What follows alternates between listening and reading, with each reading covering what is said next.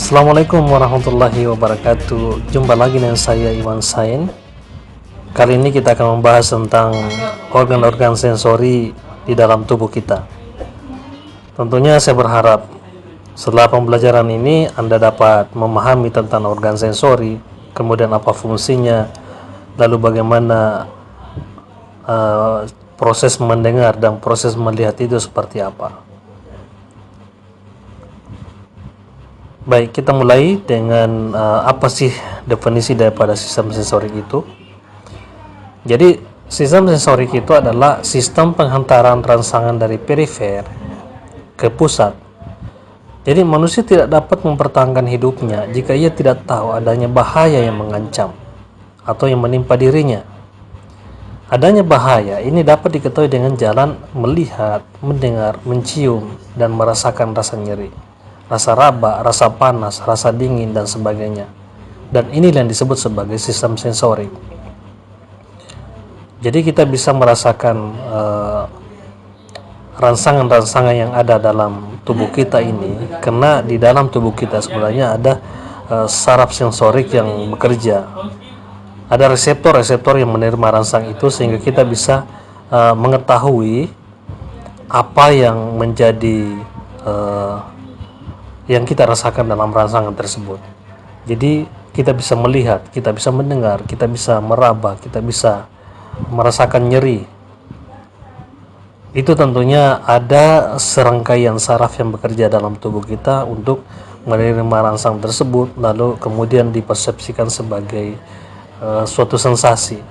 Nah, tentunya jika hal ini tidak terjadi, maka tentu bahaya besar bagi seseorang, ya. Misalnya saja rasa dingin, dia tidak bisa merasakan rasa dingin. Ketika dia berhadapan dengan situasi dingin, dia tidak bisa berespon, dan dia tidak bisa merasakan apa yang dia rasakan dingin itu, sehingga dia tidak bisa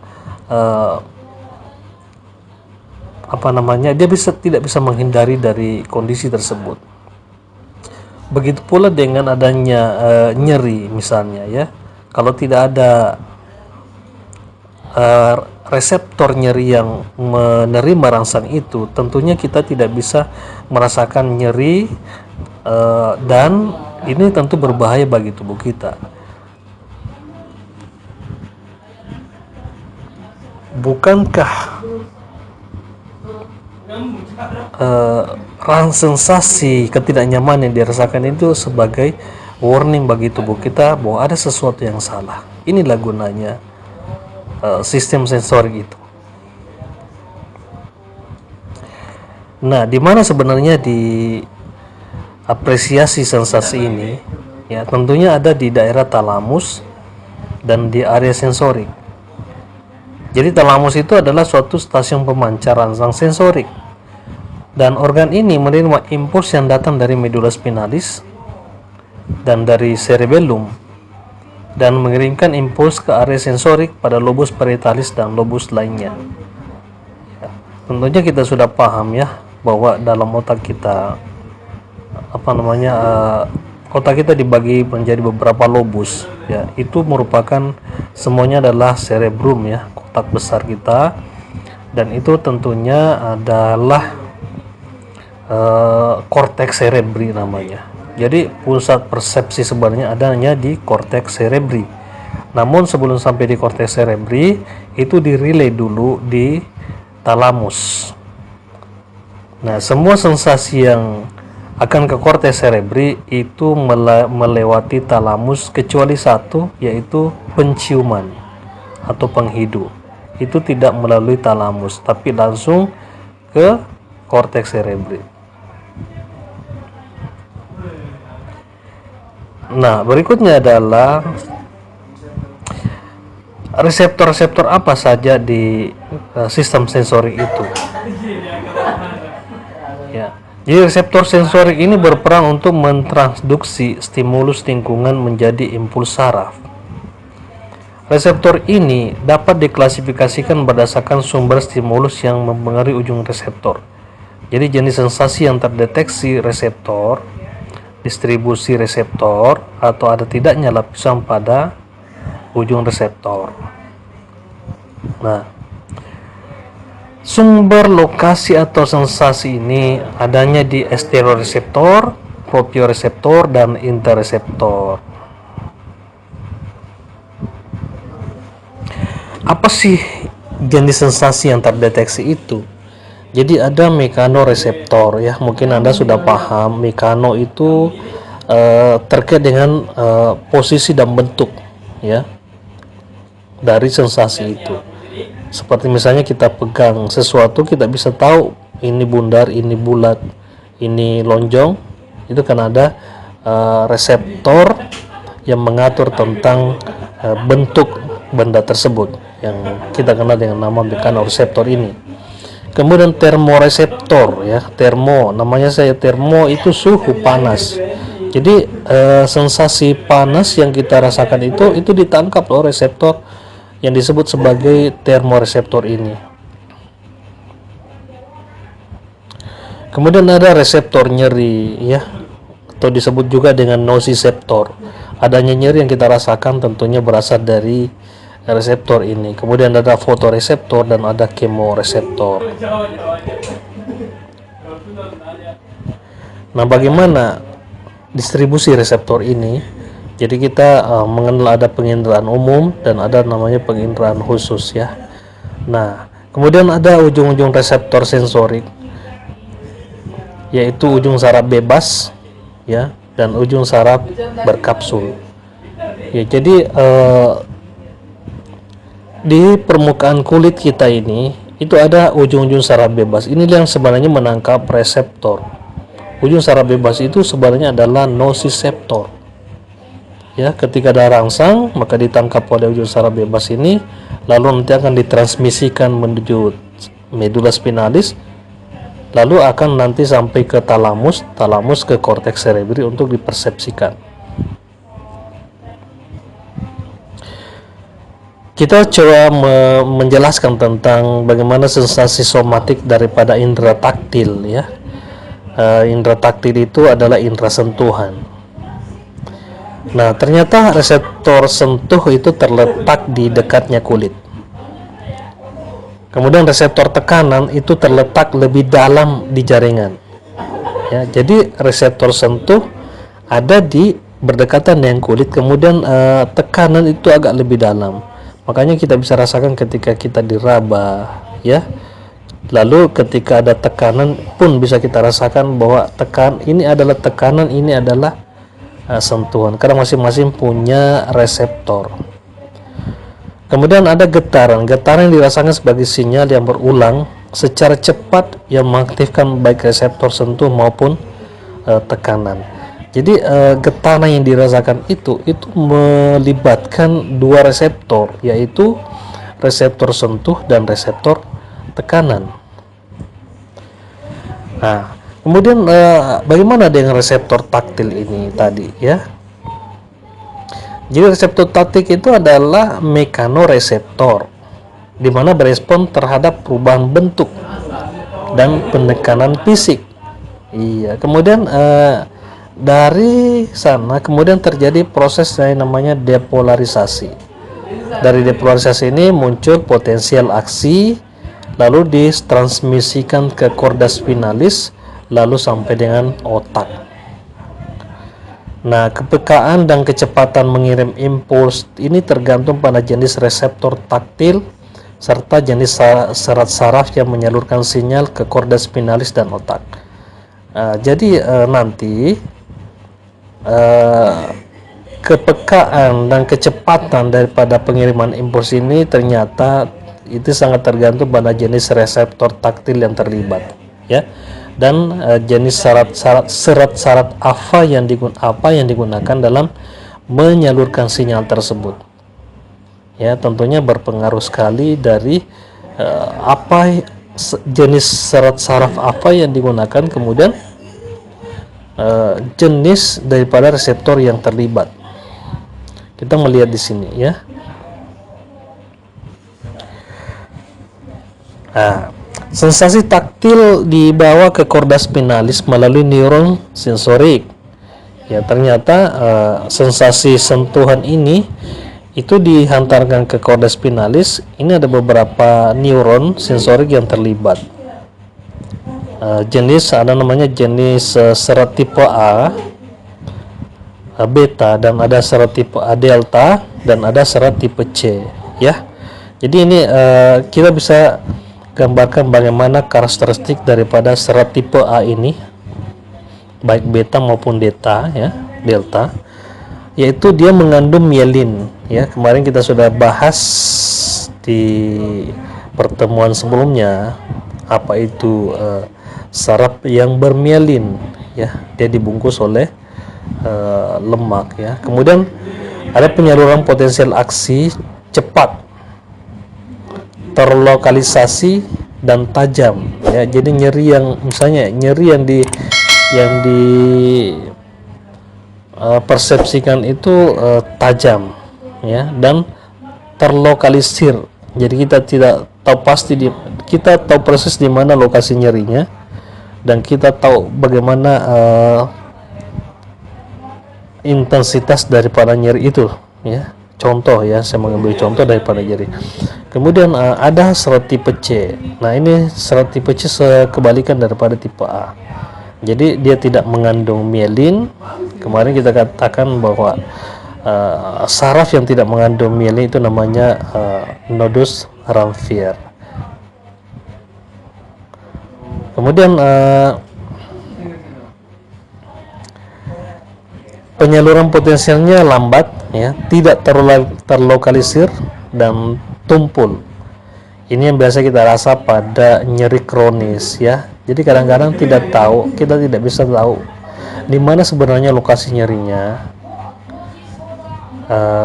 Kita biasanya tidak tahu juga nyerinya di mana, lokasinya di mana. Kemudian seperti nyerinya rasanya tumpul, ya, nyeri tumpul yang timbul, ya. Jadi tidak sakit bagaimana, ya.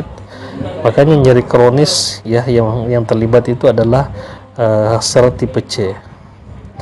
Kalau misalnya nyeri yang akut itu yang terlibat adalah serat tipe A.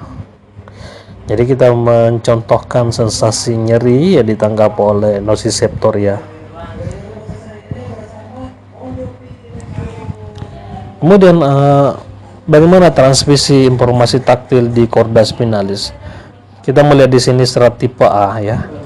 Jadi informasi taktil ini dihantarkan ke akar dorsal ke saraf spinal, lalu menuju ke korda spinalis, dihantarkan oleh serat A, lalu ke sistem lemniscus columna dorsalis, kemudian menyeberang ke kiri dan ke kanan di batang otak,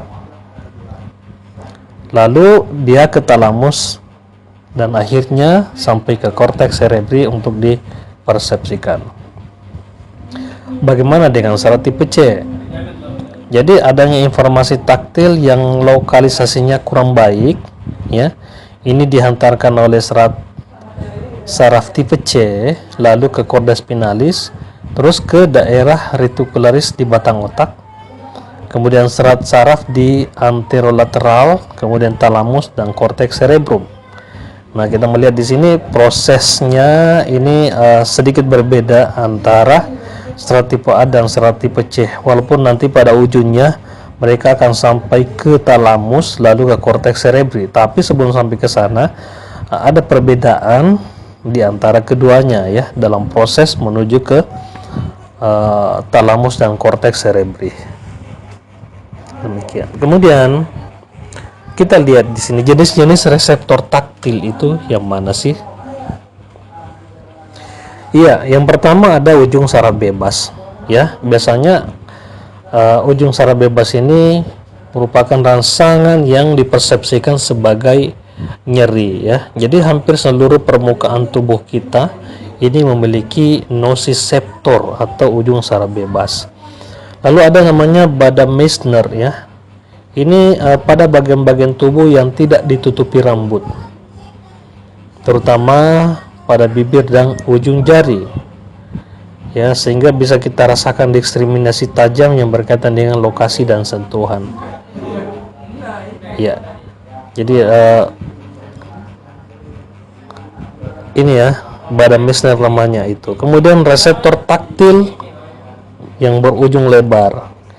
Ini berkaitan dengan badan Meissner pada daerah-daerah yang berambut. Ya, informasi sentuhan yang kontinu. Anda sudah tahu ya, daerah-daerah mana saja ini maksud.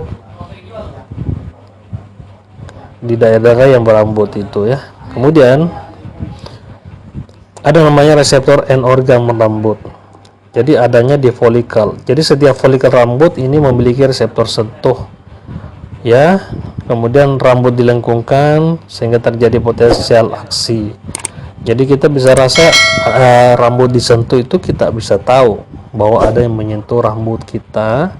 Ini karena adanya reseptor end organ rambut namanya.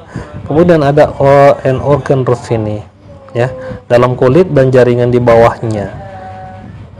Kemudian berespon terhadap perubahan bentuk dan memberikan informasi tentang posisi sendi dan gerakan. Iya. Kemudian ada badan Pacini, terletak di bawah kulit dan jaringan tertubuh lainnya seperti penis, klitoris, dan puting susu. Jadi kalau kita lihat ini, badan Pacini merupakan reseptor untuk daerah-daerah erotis tubuh kita, di mana area-area ini berespon terhadap sentuhan dalam atau getaran berfrekuensi rendah. Kemudian dia bisa beradaptasi. Jadi daerah-daerah tersebut itu yang saya sebutkan tadi, penis, klitoris, puting susu, nanti bisa beradaptasi dengan sentuhan ketika frekuensi sentuhannya adalah rendah. Ya, sentuhannya pelan. Ya, coba kalau sentuhannya kasar, malah rasa sakit yang dia rasakan ya.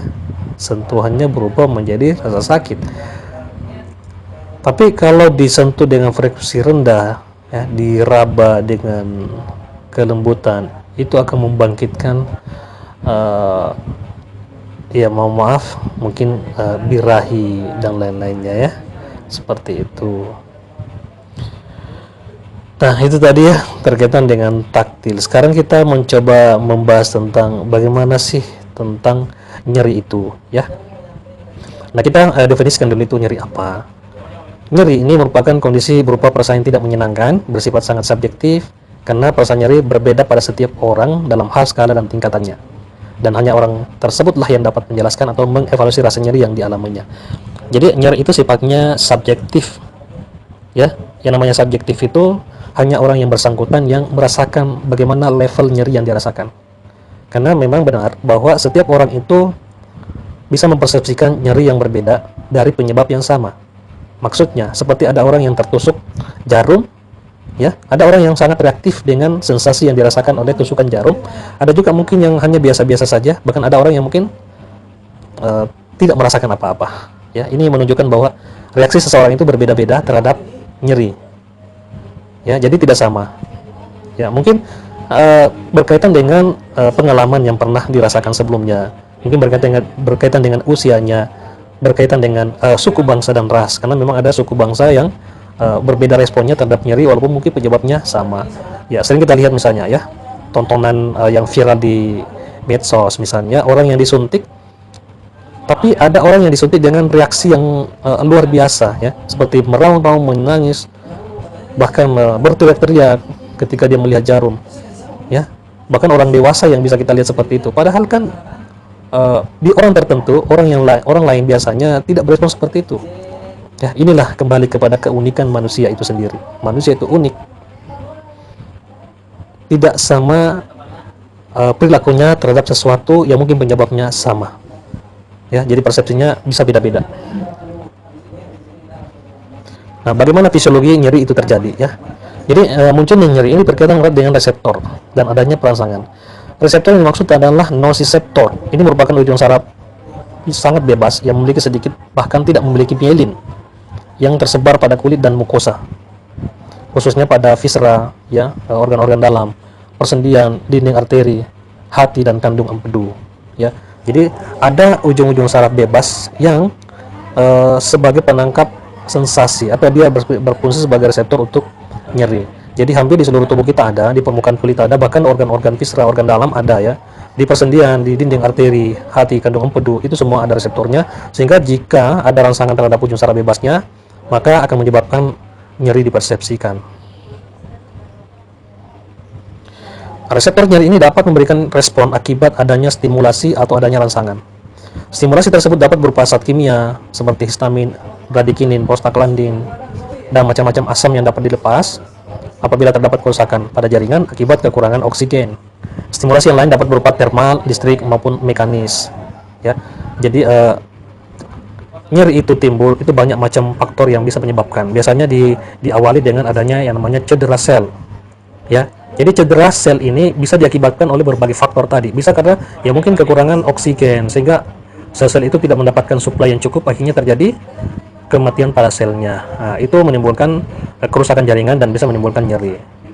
Apalagi misalnya ada bahan-bahan kimiawi yang bisa merusak jaringan-jaringan kulit kita, ya, seperti air keras, ya, atau air raksa lah. Itu bisa menyebabkan gangguan pada kulit kita. Kemudian contoh lagi air aki, ya, itu bisa menyebabkan kerusakan pada kulit kita. Dan tentunya akan menimbulkan rasa nyeri karena kerusakan yang terjadi itu akan merangsang. Sebenarnya ada agen kimiawi yang keluar ketika terjadi cedera sel. Ya, misalnya tadi keluar histaminnya, bradikininya, prostaglandinnya, dan inilah semua yang mempengaruhi adanya sensasi nyeri yang dirasakan oleh individu. Kemudian selanjutnya stimulasi yang diterima oleh reseptor tersebut ditransmisikan berupa impuls-impuls nyeri ke sumsum tulang belakang oleh dua jenis serabut yang bermelin, rapat atau serabut A delta dan serabut lamban serabut C. Kemudian serabut-serabut F afren masuk ke spina melalui akar dorsal serta sinas pada dorsal horn. Dorsal horn terdiri dari atas beberapa lapisan atau laminae yang saling bertautan. Di antara lapisan 2 dan 3 terbentuk substansia gelatinosa yang merupakan saluran utama impuls. Kemudian impuls nyeri yang menyeberang sumsum tulang belakang pada interneuron dan bersambung ke jalur spinal ascendens. Yang paling utama yaitu jalur spinothalamicus tractus, ya, atau jalur spinothalamicus dan spinoreticular trace yang membawa informasi tentang sifat dan lokasi nyeri. Nah, dari proses transmisi terdapat dua jalur mekanisme terjadinya nyeri, yaitu jalur opioid dan jalur non-opioid.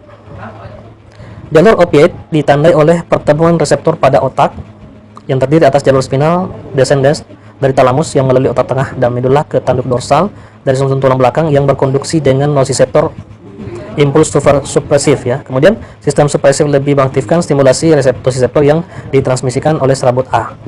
Jalur non-opioid merupakan jalur descending yang tidak memberi respon terhadap naloxone yang kurang banyak diketahui mekanismenya. Nah, kita ke klasifikasi nyeri, ya.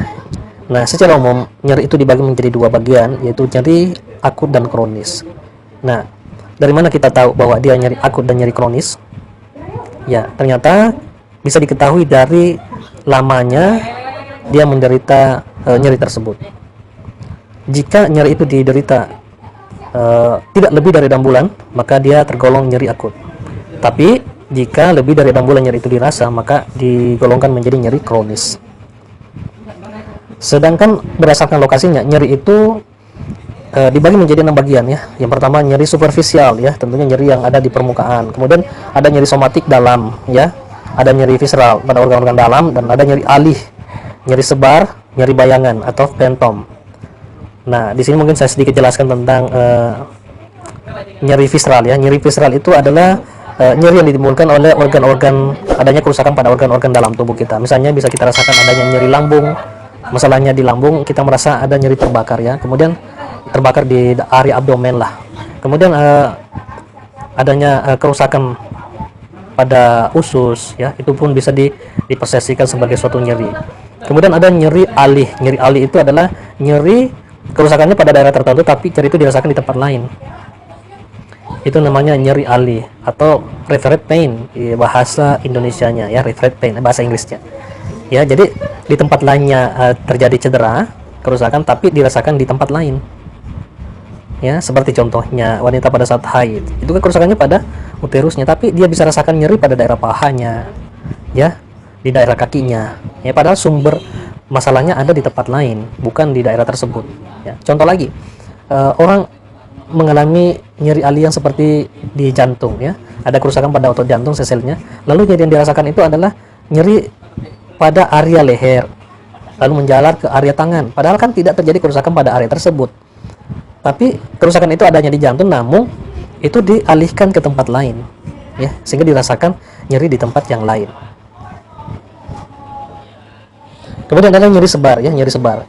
Nyeri sebar ini ya di satu titik nyeri, kemudian dia menyebar kepada daerah seperti misalnya di kepala ya. Satu titik nyeri tapi dirasakan oleh seluruh kepala. Ya. Dia menyebar nyeri tersebut. Ya, misalnya nyeri di daerah lambung tapi terasa terbakar di seluruh abdomen. Ya, itu nyeri sebar. Kemudian ada nyeri bayangan pentom. Ya, contohnya misalnya orang yang sudah diamputasi kakinya. Tapi dia masih seolah-olah merasakan ada nyeri pada kaki tersebut. Padahal kakinya sudah tidak ada. Ya, itu namanya phantom pain.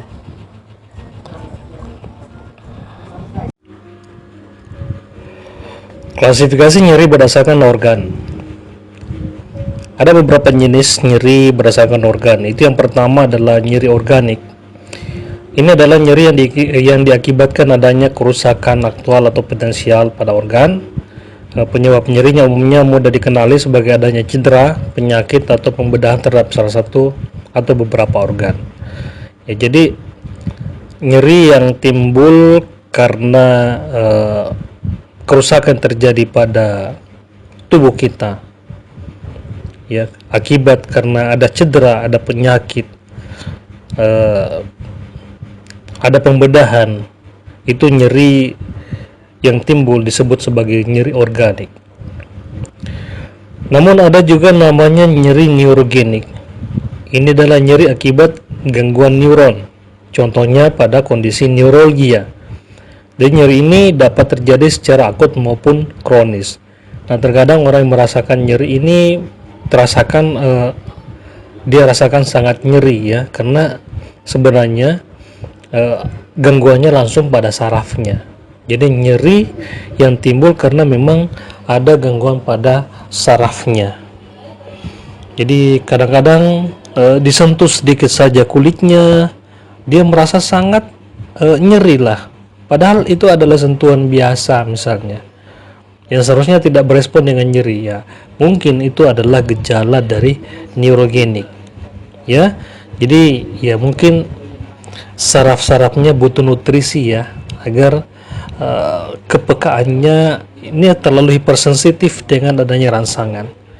Ya, biasanya orang yang seperti ini diberikan obat vitamin lah, vitamin B1 lah, untuk memperbaiki kondisi saraf-sarafnya. Ada juga namanya nyeri psikogenik ya, adalah nyeri akibat dari berbagai akibat psikologis. Jadi sebenarnya nyeri ini tidak ada gangguan organik ya, tidak ada cedera, tidak ada kerusakan pada organ tubuh, tapi individunya merasakan adanya nyeri.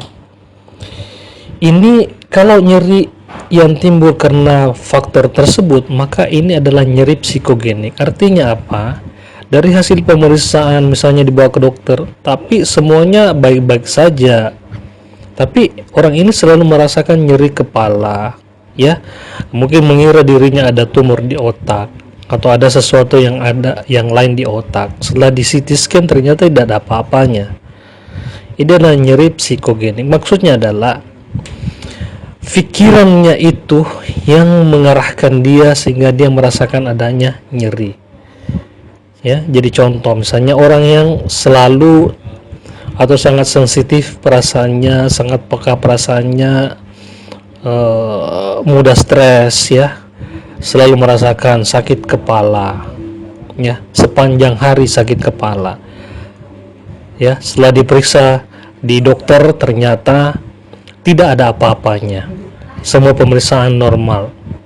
Nah, ini bisa dipastikan bahwa nyeri yang timbul itu bukan karena faktor organik dalam tubuh, tapi itu karena pikirannya. Jadi pikirannya itulah yang menuntun dia sehingga dia mendapatkan nyeri yang dia rasakan. ya. Jadi banyak yang seperti itu. Tapi orang awam biasanya tidak paham dengan kondisi ini, dia selalu melarikan kondisi bahwa mungkin ada guna-guna, mungkin ada hal-hal gaib. Padahal ini bisa dijelaskan secara fisiologis, ya. Ya, karena faktor pikiran yang menyebabkan kondisi seperti itu.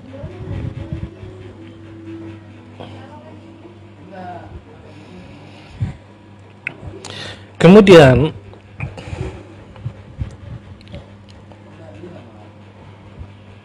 bagaimana stimulasi nyeri itu, ya? Jadi ada secara mekanis, ya. Stimulasi diterima oleh reseptor nyeri mekanosensitif. Ya, misalnya ada trauma pada jaringan tubuh seperti bedah akibat adanya kerusakan jaringan atau iritasi secara langsung pada reseptor. Kemudian gangguan pada jaringan tubuh, misalnya edem akibat penekanan pada reseptor nyeri. Ya, kemudian tumor ini dapat menekan reseptor nyeri, iskemik pada jaringan dan spasma otot. Jadi kondisi-kondisi seperti ini semuanya bisa menimbulkan rasa nyeri, ya, dan bersifat mekanis. Ya, jelas ya. Sudah jelas sekali ada pembedahan, pasti ada nyeri. Jadi semua nyeri yang dirasakan karena mekanis ini karena disebabkan adanya kerusakan pada jaringan.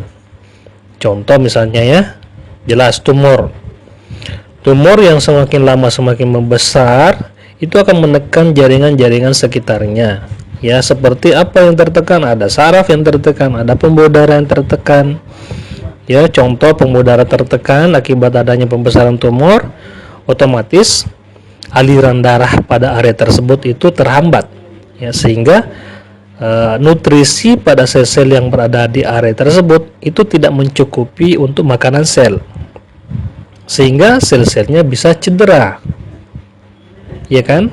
Nah, ketika terjadi cedera, maka timbullah yang dikatakan nyeri. Begitu pula pada iskemi pada jaringan. Apa itu iskemi? Iskemi itu adalah kurangnya kadar oksigen yang sampai pada sel-sel atau jaringan. Kita pahami sel-sel itu butuh apa? Nutrisi, oksigen sebagai bahan untuk kelangsungan hidup sel itu sendiri. Nah, ketika terjadi iskemi, kurangnya oksigen yang masuk, maka itu tentu menghambat metabolisme yang ada pada sel tersebut, ya, sehingga sel-sel itu bisa cedera akibat kekurangan oksigen. Ya, spasma otot, ya. Spasma otot terjadi misalnya tiba-tiba stuck pada usus misalnya, ya, spasme, dia tidak bisa bergerak, ya. Itu bisa menyebabkan nyeri juga, ya. Ini semua adalah faktor mekanis. Jadi faktor yang bisa menyebabkan adanya secara mekanik bisa menyebabkan kerusakan pada sel dan itu bisa menimbulkan nyeri. Kemudian termis, suhu, ya. Jadi stimulus diterima oleh reseptor nyeri termoreseptor, ya. Jadi ada stimulus reseptor nyerinya namanya termoreseptor. Ini dia yang menerima rangsang, kemudian dirasakan sebagai sensasi panas, ya. Jadi panas, dingin yang berlebihan akan dapat menyebabkan kerusakan jaringan. Ya, jadi tubuh kita ini bagus sekali, ya, sebenarnya bisa mentoleransi, dia bisa tahu kekuatan kulit kita seperti apa, ya, karena adanya tadi reseptor-reseptor itu, sehingga dia bisa tahu misalnya seperti apa panas yang bisa ditoleransi oleh tubuh kita, seperti apa dingin yang bisa ditoleransi oleh tubuh kita, ya, sehingga kita ketika misalnya ingin mandi air hangat, ya, kita kan tahu, contoh, kita kan tahu seberapa hangat air itu yang kira-kira ketika kita mandi tidak menyebabkan kerusakan pada kulit. Kita kan tahu itu.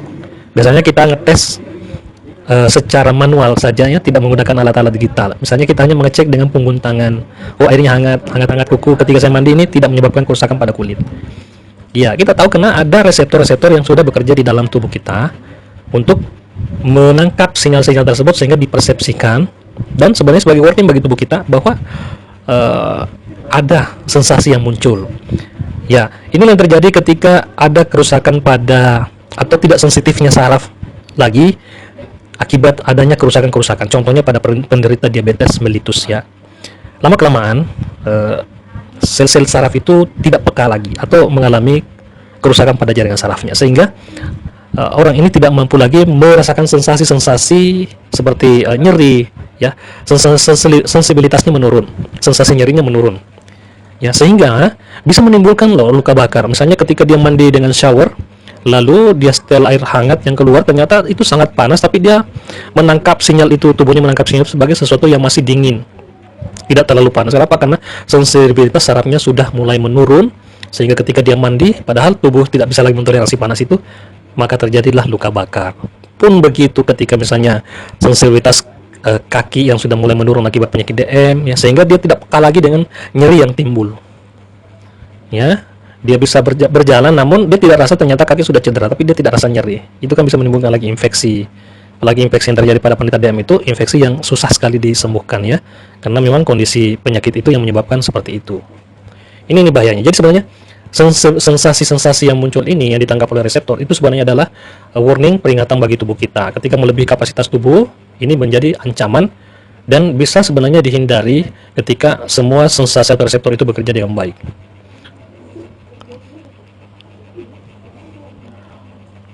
Nah, ada beberapa faktor yang mempengaruhi nyeri itu ya, yaitu pengalaman nyeri setiap individu yang sangat bervariasi, dan nyeri pada setiap orang dapat dipengaruhi oleh beberapa hal. Ini tadi di awal sudah sedikit saya singgung ya.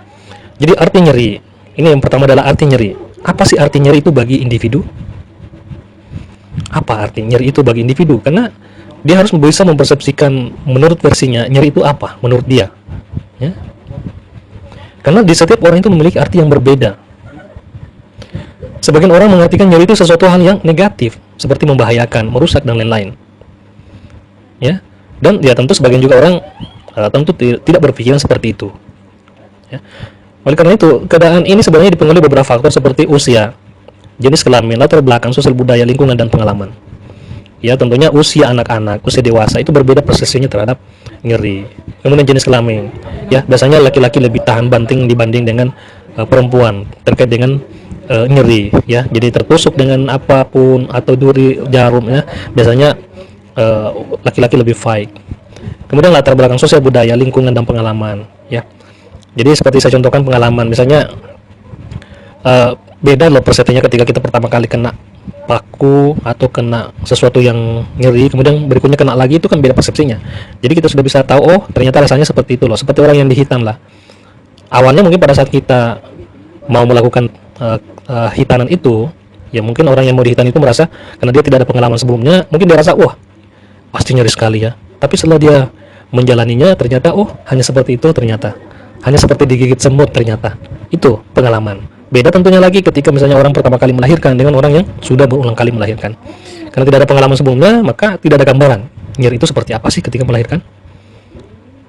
Tapi ketika dia sudah menjalani itu beberapa kali, oh ternyata oh seperti itulah ternyata ya. Jadi sangat dipengaruhi oleh beberapa faktor tadi ya. Kemudian dipengaruhi oleh persepsi nyeri. Persepsi nyeri adalah merupakan penilaian yang sangat subjektif, tempatnya pada korteks. Ya, persepsi dipengaruhi oleh faktor yang dapat memicu stimulasi nociceptor. Kemudian toleransi nyeri. Toleransi ini erat hubungannya dengan intensitas nyeri yang dapat mempengaruhi kemampuan seseorang menahan nyeri. Faktor yang dapat meningkatkan toleransi nyeri antara lain alkohol, obat-obatan, hipnotis, gesekan, dan garukan. Pengalihan perhatian, kepercayaan kuat. Sedangkan faktor yang dapat menurunkan toleransi antara lain kelelahan, rasa marah, bosan, cemas, nyeri yang tak kunjung hilang, sakit, dan sebagainya. Ya, itulah toleransi nyeri. Sebagai toleransi itu sebagaimana dia bisa tahan seperti apa kalau ada nyeri ya, seperti apa dia bisa menahan adanya nyeri tersebut. Nah, bagaimana reaksi orang terhadap nyeri ya? Ini salah satu faktor yang mempengaruhi juga ya. Jadi reaksi terhadap nyeri merupakan bentuk respon seseorang terhadap nyeri seperti ketakutan, gelisah, cemas, menangis, dan menjerit. Jadi semua ini merupakan bentuk respon nyeri yang dapat dipengaruhi oleh beberapa faktor. Antara lain arti nyeri, tingkat persepsi nyeri, pengalaman masa lalu, nilai budaya, harapan sosial, kesehatan fisik dan mental, rasa takut, cemas, usia, dan lain-lain. Oke, untuk taktil dan nyeri itu kita sudah bahas ya. Kita membahas lebih lanjut lagi pada indera khusus.